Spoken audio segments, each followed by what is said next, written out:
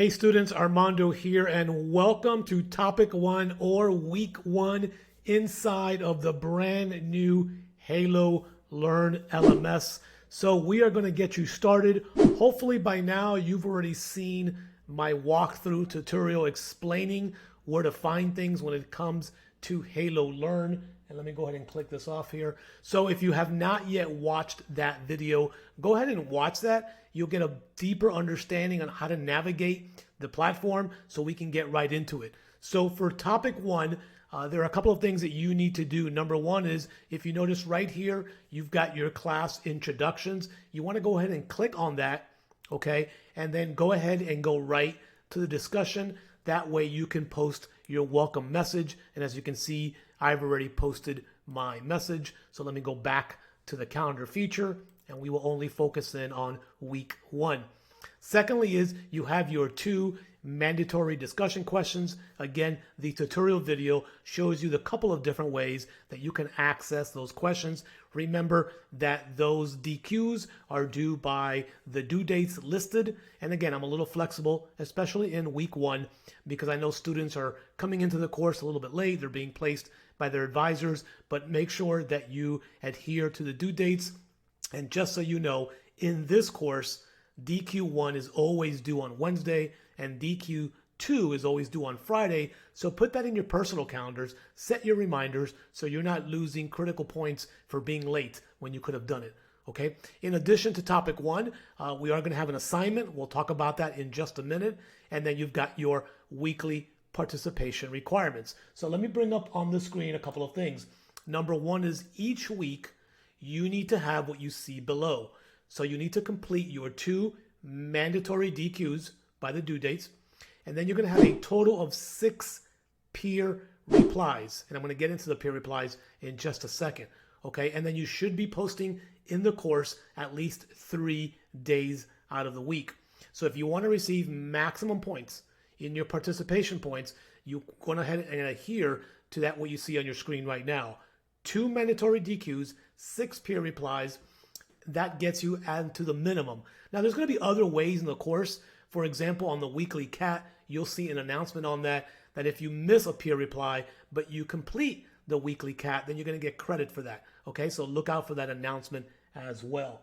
Now, peer replies. So talking about peer replies, make sure that we're asking open-ended questions in order to receive credit. So just typing a couple of words, right? For example, GCU has a minimum of 150 words in your post.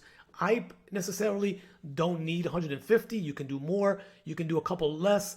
My thing is, are you giving value to your peers? So if you need to write everything you need to write in 100 words and you ask an open-ended question like, hey, what did you think? Or can you explain this terminology for me? Or what are your thoughts? Then that keeps the lines of communication open with your peers, and that creates higher engagement. And when we have higher engagement, we learn more from each other. So make sure that in your peer replies, you're asking open-ended questions if you expect to receive the maximum points when it comes to your participation. So now that we've eliminated that, let's go ahead and get into a couple of things. Number 1 is your topic. What are we going to be covering in topic 1? Well, right here at the top, you can see, first of all, we're going to talk about the paradox of servant leadership, and that's going to be introduced also in your weekly assignment. We're also going to look and explain the unique characteristics of servant leadership. Now, a lot of you maybe have never heard the term servant leadership. A lot of you have been doing this and had no idea what it was called. We're going to introduce you to that concept in topic 1. And then we're going to compare servant leadership to other models of leadership as well. So you're going to have all of that great content in topic 1. Do not forget that when you go into each topic, over here on the right, you're going to have the different readings for the week. And again, these readings are to help you further understand the content. In addition, these are the readings that you should be using and interjecting that research in your weekly topic discussion questions. So when you need to use APA or in-text citations inside of your DQs, which are required, so you give credit to where credit is due, just use one of the articles here from the right that you can interject, or use the ebook that's assigned to this course. Okay? So that covers what we are, the overview basis of topic 1. And then lastly is I want to get into the assignment. Now, if you watched my weekly or the introduction video, for every assignment, you're going to have a sample paper video that I've created to walk you through. So that'll be a separate video. But for this assignment, I want you to make sure that you understand a couple of key things. Number 1 is that the word count has to be at least 500 words. Now, I do not deduct for going over the word count, okay? I only deduct if you do not meet the minimum word count. So if you need 900 words to convey your thoughts and your message, by all means, write 900 words. So 500 words or more meets that, okay? And then here you want to go ahead and make sure that you cover those 4 main topics. And again, once you see the sample paper, it'll come into place. Make sure you have at least 2 scholarly sources to support your analysis. So don't forget, on the left-hand side of the menu at the bottom, okay, if yours looks just like mine, you've got your library that you can go to.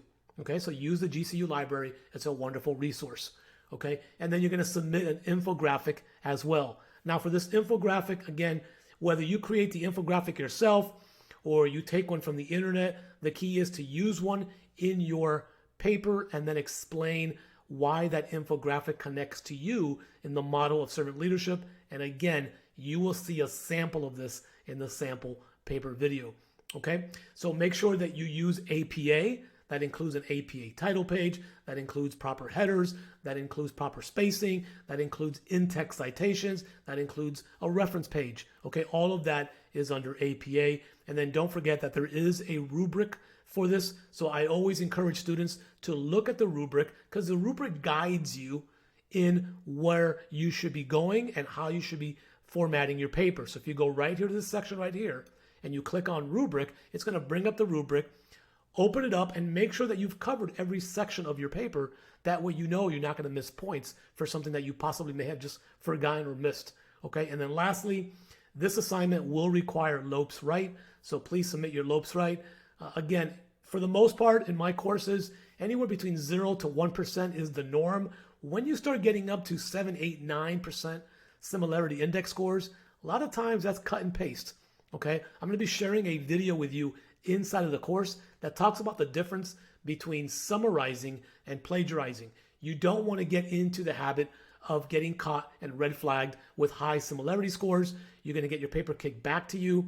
You're possibly going to receive no credit. And the last thing you want, and the last thing I want, is a GCU investigation for plagiarism.